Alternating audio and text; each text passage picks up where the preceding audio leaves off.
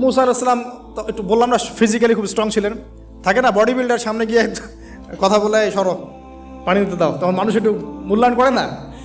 তো মুসা আলাইহিস সালাম এভাবে পানি নিয়ে দিলেন এবং বাছুরদেরকে পানি পান করালেন, করিয়ে গাছের নিচে এসে বসে আছেন। বসে বসে তিনি দোয়া করছেন, এই যে দোয়াটা তিনি দোয়া করছেন, রব্বি, একটা নেক কাজ করলেন, নেক কাজ করলেন না, মানুষের উপকার করলেন, নেক কাজ করে এসে গাছের নিচে বসে দোয়া করছেন, আল্লাহ এখানে তো আমার খাবার পানি বাসস্থান কিছুই নাই, আমি কি করব।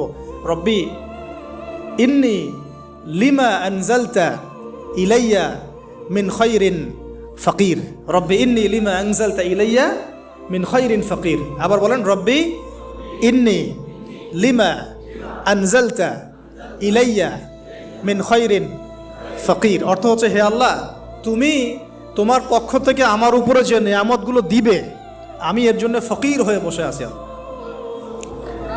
অর্থ বুঝে পড়বেন ভাই, নামাজ রোজা